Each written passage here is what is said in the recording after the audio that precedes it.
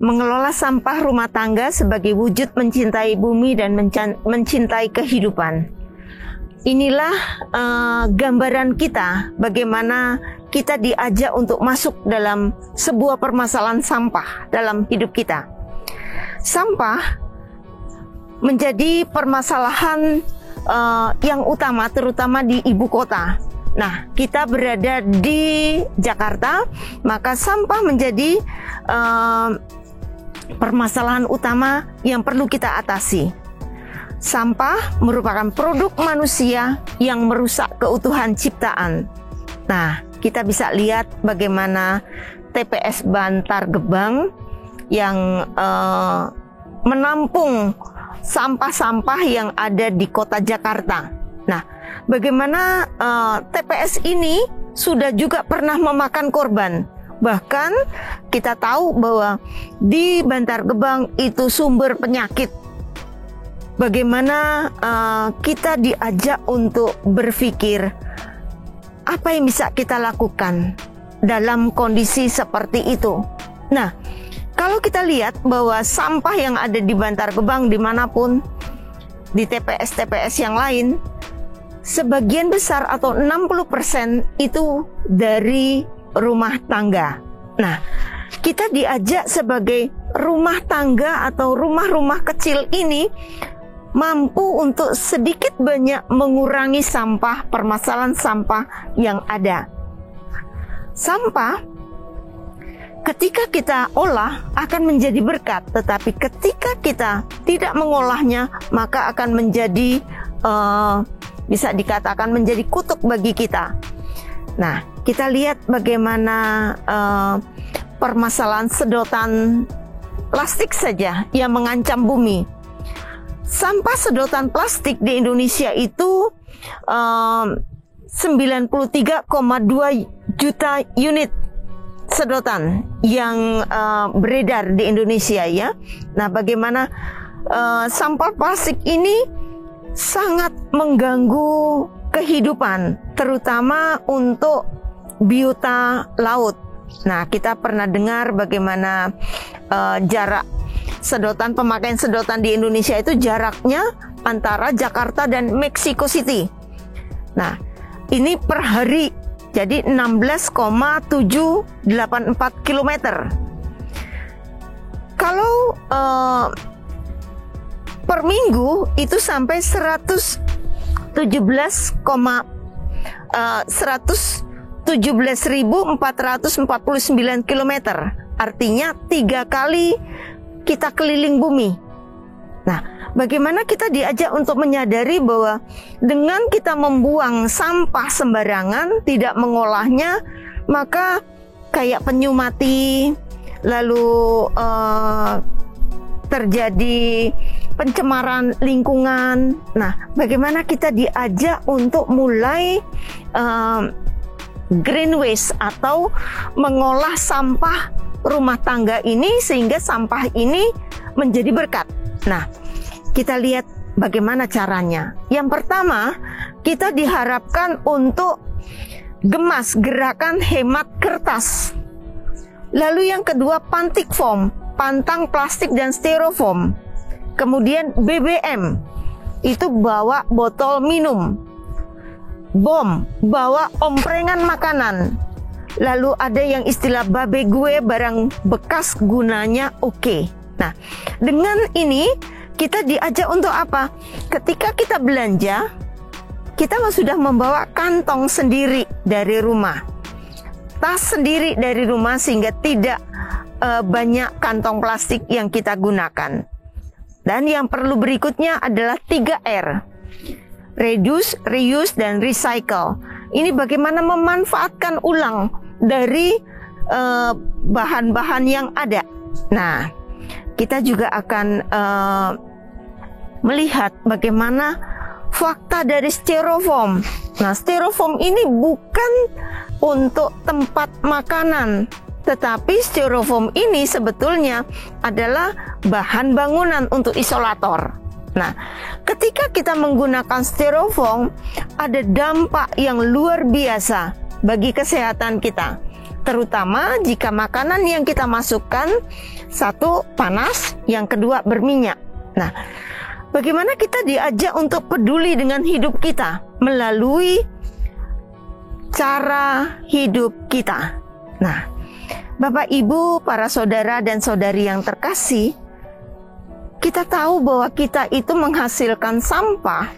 Menurut data dari Kementerian Lingkungan Hidup itu 2 kilo sehari. Kalau 2 kilo ternyata kalau kita perhatikan bahwa 50%-nya itu adalah sampah organik. Nah, bagaimana kita diajak untuk juga memilah sampah? Mulai dari apa? Dari rumah kita masing-masing. Maka sebaiknya kita punya tempat plastik sendiri, tempat untuk kertas, pakai saja kardus-kardus. Lalu tempat untuk logam dan kaca, kemudian untuk yang plastik bisa didaur ulang, dan yang pasti bagaimana kita diajak mengolah sampah organik. Nah, sampah organik akan kita olah. Sampah organik ada 2. Bisa cairan, bisa dengan padatan. Nah, cairan seperti cucian beras. Nah, ini bisa kita gunakan untuk menyiram bunga, membuat anggrek kita berbunga. Nah, kita akan bagaimana cara kita mengolah limbah rumah tangga ini, terutama cair. Yang pasti bahwa air cucian beras itu tidak boleh langsung digunakan. Kenapa? Ketika air cucian beras itu langsung kita siram ke tanaman, endapan dan ada misalkan ada beras sisa, ini akan membuat si semut itu berbondong-bondong datang, sehingga menjadi tanaman itu menjadi sarang semut kita. Nah, maka perlu disaring dulu, disaring, lalu kita tambahkan untuk menambah nutrisinya, kita tambahkan bisa tetes tebu, bisa juga dengan Ajinomoto. Kalau nggak punya tetes tebu, bisa Ajinomoto. 1 liter itu diberi 1 sendok teh saja Ajinomoto, karena Ajinomoto dibuat dari tetes tebu, ada bagian dari tetes tebu.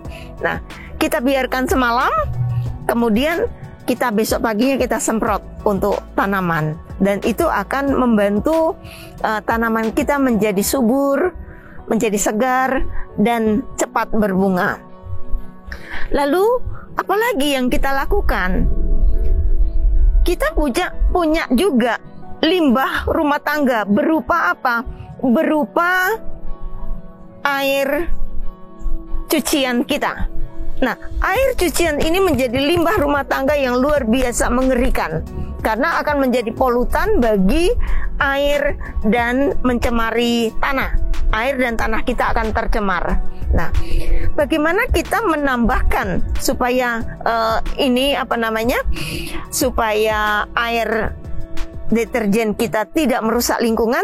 Maka tambahkan saja dengan yang namanya ekoenzim. Nah, cara membuat ekoenzim sederhana. Kalau kita punya sampah dapur yang masih segar, tidak boleh yang sudah jamuran maupun yang sudah busuk. Nah, kita ambil, kalau saya sih memakai 80% itu kulit buah. Nah, sedangkan yang hijau atau sayuran itu hanya 20%. Kenapa? Kalau terlalu banyak sayuran, ekoenzim ini baunya nggak enak. Kenapa? Karena sayuran itu akan menghasilkan gas. Nah, gas H2S ini akan terasa bau. Nah, supaya ekoenzim kita baunya segar, maka kita gunakan buah-buahan 80%-nya. Perbandingannya sangat sederhana. Kita ingat 1 molase itu tetes tebu, bisa digunakan kalau kita mau nggak punya tetes tebu, kita bisa menggunakan gula pasir ataupun gula aren atau gula merah. Nah, itu sama.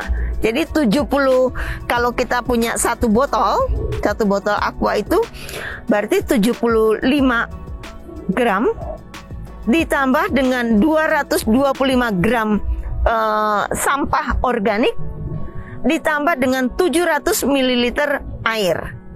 Diaduk, dibiarkan selama 3 bulan. Nah, setelah 3 bulan kita saring. Ekoenzim siap digunakan. Untuk apa saja sih ekoenzim? Nah, Bapak Ibu dan para saudara-saudari sekalian, ini sebetulnya ekoenzim itu banyak sekali fungsinya. Bisa kita pakai untuk kalau di rumah itu untuk tadi tambahan sabun atau cucian kita supaya tidak menjadi mencemari lingkungan. Satu itu. Yang kedua, tangan kita tidak menjadi kasar karena kita menggunakan sabun saja. Yang ketiga, ekoenzim sendiri bisa untuk kulit yang iritasi, artinya ketika merah-merah kita coba dulu sedikit, kalau tidak gatal berarti itu cocok untuk kulit kita, maka kita kompres sehingga luka atau iritasi itu akan kering. Nah, yang pasti ketika kita kena pisau, masukkan saja di cairan ekoenzim, maka ini luka kita akan tutup sehingga darah berhenti. Nah, apalagi sih fungsi ekoenzim? Ekoenzim bisa dipakai untuk lingkungan yang bau. Nah, enzim-enzimnya ketika diberi dengan cairan ekoenzim 1:1000, maka kita semprotkan ini untuk mensirkulasi udara sehingga udara menjadi baik kembali. Lalu bisa untuk apa lagi? Nah, di dunia pertanian ada 2 fungsi. Untuk pupuk kita bisa menggunakan ekoenzim. Nah, apalagi kalau kita tambahkan dengan pupuk organik. Nah, sehingga akan sangat membantu. Seminggu sekali aja kita siram. Kita ini akan pertumbuhan tanaman akan bagus sekali. Lalu di samping itu ini juga untuk hama. Nah, misalkan ketika kita punya hama, kita gunakan saja ekoenzim ditambah dengan air tembakau. Nah, kalau kita punya 1 liter tempat, gunakan saja ekoenzimnya 50 ml ditambah dengan air tembakau, kita rendam tembakau. Nah, sudah, kita semprot saja. Nah, itu akan sangat baik sekali untuk hama kita, sehingga tanaman kita menjadi baik. Nah, lalu berikutnya, kalau kita misalkan sekarang itu sabun, kita sudah tahu satu mahal ya, walaupun itu mencemari tapi mahal loh. Nah, supaya nggak mahal, apalagi Indonesia ini terkenal dengan ada tanaman biji yang namanya lera. Nah, buah lera ini sangat bagus sekali untuk mencuci. Nah, kita akan bisa membuat bagaimana sabun dari lera. Ini sangat ramah lingkungan dan ekonomis. Setengah kilo lera itu harganya cuma 15.000. Nah, kita gunakan hanya 15 buah saja, itu kita sudah mendapatkan 1,2 liter deterjen. Nah, kita bisa menggunakan untuk cuci rambut, untuk cuci baju, untuk ngepel, maupun untuk cuci piring. Nah, ini bisa kita gunakan. Nah, dijamin lebih ramah lingkungan. Nah, kita juga melihat bahwa sampah kita, terutama sampah organik, itu penuh. Setiap kita memasak, pasti ada sampahnya, sisa masakan itu. Nah, mau diapakan? Kalau yang masih bagus bisa kita buat ekoenzim. Lalu kalau ada sayuran basi, sayuran yang tidak ini lagi, kemudian sudah ada busuk-busuk, lalu bagaimana? Kita bisa membuat komposter. Nah, saya yakin Ibu-ibu paling takut dengan namanya belatung. Satu lagi yang dibenci ibu-ibu adalah bau. Nah, kompos ini kita coba untuk membuat supaya tidak bau. Mudah sekali. Kita punya ember, kita bolongin bawahnya. Lalu langsung dimasukkan di tanah. Di ini tanah supaya tidak dengan batako ya, langsung di tanah supaya apa? Air lindi ini akan langsung masuk ke tanah dan dia akan membantu proses dengan mikrobanya penyuburan tanah. Nah, lalu kita ambil tanah, kita masukkan di lapis satu, masukkan lagi sampah tadi, lalu tutup lagi tanah. Suster, di tempat kami di Jakarta nggak ada tanah, nggak banyak tanah. Lalu pakai apa? Kalau nggak ada tanah, Bapak Ibu bisa menggunakan sekam. Kalau nggak ada sekam, bisa menggunakan daun pohon, daun-daun ini ya, yang sudah kering. Itu bisa. Nah, sehingga sampah kita tidak lembab, tidak cair, tidak basah, lalu tidak keluar belatung dan tidak bau. Andai kata keluar belatung, Bapak Ibu bisa bersyukur. Kenapa? Belatung itu kalau Bapak Ibu punya kolam ikan, kasih aja ke ikan. Nah, kita menghemat pakan ikan. Jadi, sampah rumah tangga itu bisa kita kelola menjadi berkat. Kenapa? Ketika kita dapat pupuk organik, kita bisa memasukkan di polybag, kita tanam. Kita tanam untuk menjadi makanan kita. Tanam aja sayuran. Nah, sehingga kita tidak perlu ke pasar, kita tinggal ambil di pekarangan kita. Satu, sehat, dua, ekonomis. Karena kita nggak perlu keluar uang itu. Nah, ini yang salah satu alternatif di mana kita diajak untuk mengelola lingkungan secara baik. Lalu bagaimana dengan plastik-plastik? Bapak Ibu, ketika plastik bisa kita buat dompet, bisa kita buat macam-macam. Tetapi prinsipnya satu. Prinsipnya adalah bagaimana kita mengelola lingkungan. Artinya bahwa kita bukan mengada-ada. Nah, yang saya hadapi beberapa waktu lalu adalah beberapa kelompok itu buat dompet. Oh, kurang. Jadi dia terpaksa harus membeli yang baru. Lalu untuk apa? Untuk dompet ini jadi. Nah, ini bukan maksudnya pengolahan sampah atau dengan bisa dikatakan membuat kerajinan dari hasil sampah. Tetapi ini khusus membeli untuk menghasilkan kerajinan ini. Nah, ini harapannya bahwa ibu-ibu, bapak-bapak, dan para saudari sekalian mengelola. Ketika di satu tempat itu sudah ada sampah-sampah, artinya sisa kemasan kopi, kemasan minyak, kemasan apapun ya. Nah, itu bisa digunakan, tetapi bukan berarti kita harus membeli untuk membuat daur ulang melalui kerajinan ini. Nah, Bapak Ibu, mungkin itu yang bisa saya sampaikan. Semoga bermanfaat bagi semua. Sekian dan terima kasih.